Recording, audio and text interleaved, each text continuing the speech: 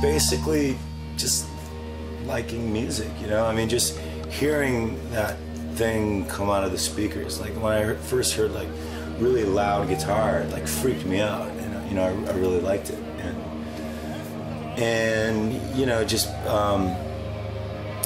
touching a bass for the first time when I was a little kid, you know, was weird, you know, or being next to somebody hitting a snare drum was like crazy, you know, and I mean, the first band that I really loved was ABBA, you know, so I mean, I've always been a sucker for, you know, good pop tunes, and I think that was very formative. That's something that I can't really shake, you know, even when I,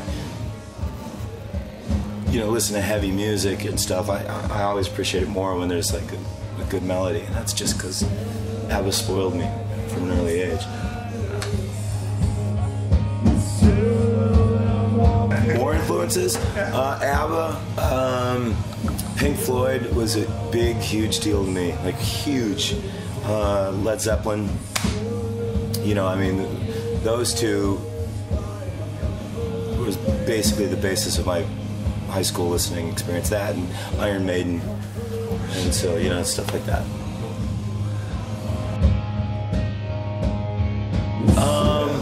You know, all those bands, every band, like anything.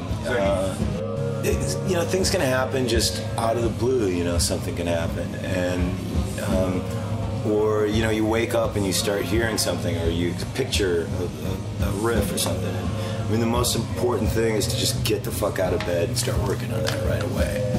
And, you know, I learned that lesson the hard way, you know, because it goes away.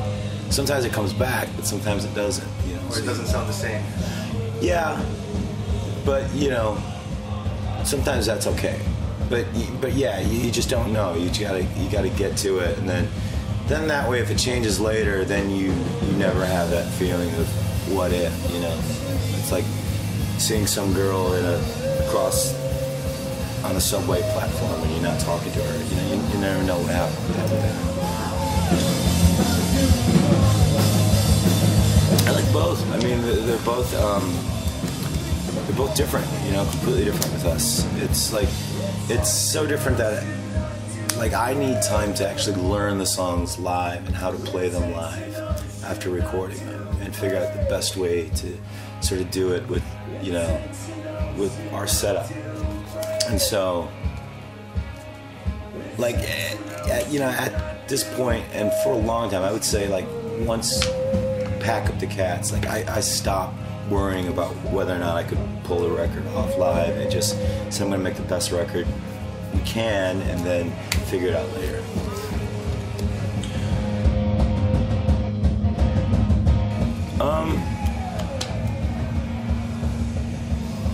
I don't know. I mean, I think now is pretty good. You know, I think there's a lot of like great stuff and a lot of great bands, and like bands seem to be able to do kind of, you know, what they want to do, and I like it.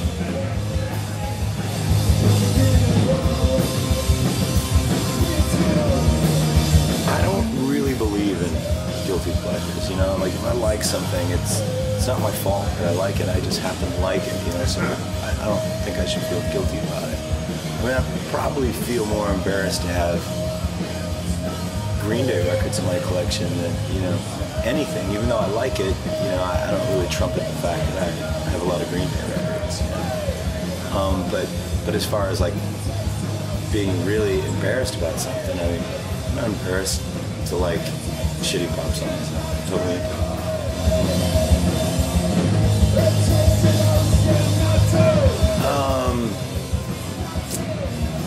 Yeah, I can't let that cat out of the bag.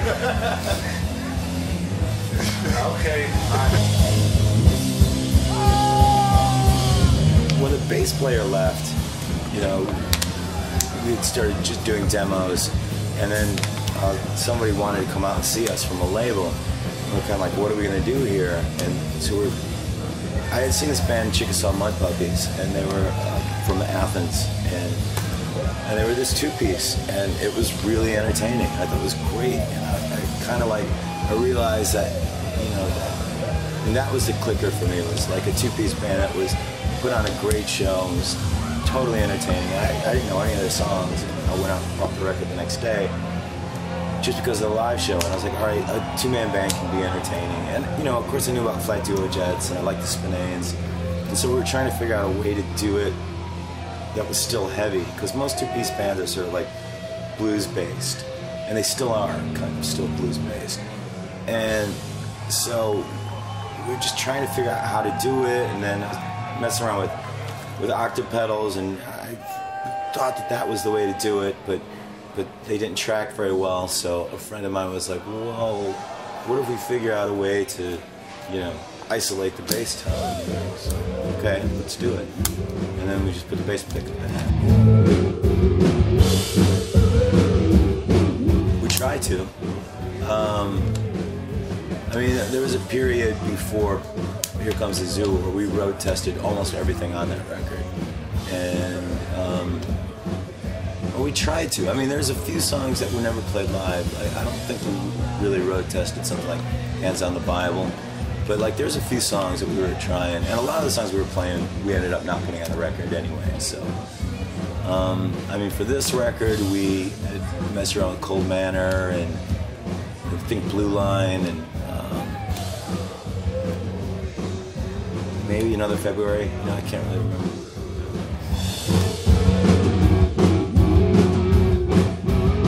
I mean, I have a couple of ideas for scripts, you know, but I don't know if I'm good enough to do something like that. You know, with music and editing a music video together, it's kind of, you can just sort of do it intuitively, and I like that. And I just directed a video for this guy Ernie Hendrickson, and I still have to edit that, but you know, I enjoy doing that. I do, but it's really hard.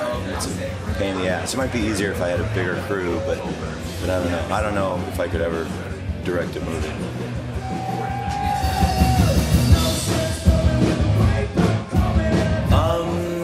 That was something that some guy just did. Like, he followed us around and would shoot the shows, and you know, he just put the songs together in whatever form he wanted to, I guess. I mean, I didn't even realize he was doing it when it was happening.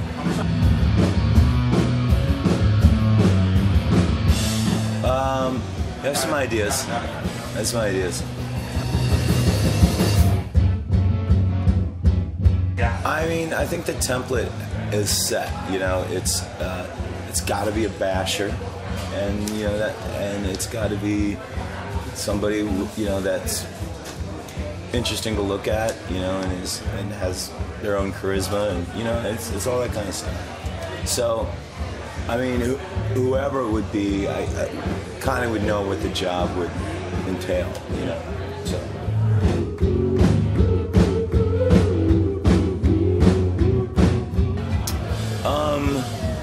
Yeah, that one's hard. I can never really remember any good stories when I'm asked the question. But yeah, I don't know. There, you know, there's a lot of stuff. You know, it's been a lot of time. You know, I mean, basically the things that stick out the most are like almost dying on the road and stuff like that. You know, just things like that, driving in crazy snow and stuff like that. So who knows?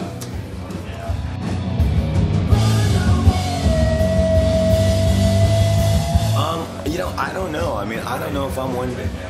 I don't know if anyone would want to take much advice from me. You know, it's kind of like they should probably take advice from, you know, the National or the Foo Fighters. You know, or you know, somebody that's doing really, really, really well. Take advice from me. I can't really guarantee that it's going to help you. I wish somebody could give me advice.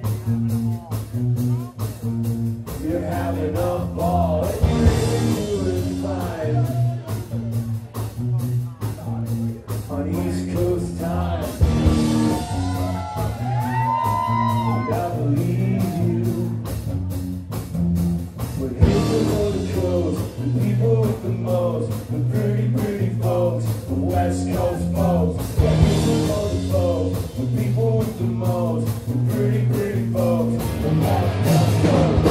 Here we go again, everybody in, we're all something of California song. Nothing left to say, nothing left to say, please no more California song.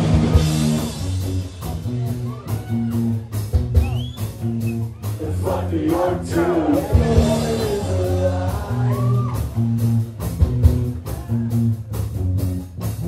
Just to sit down and buy.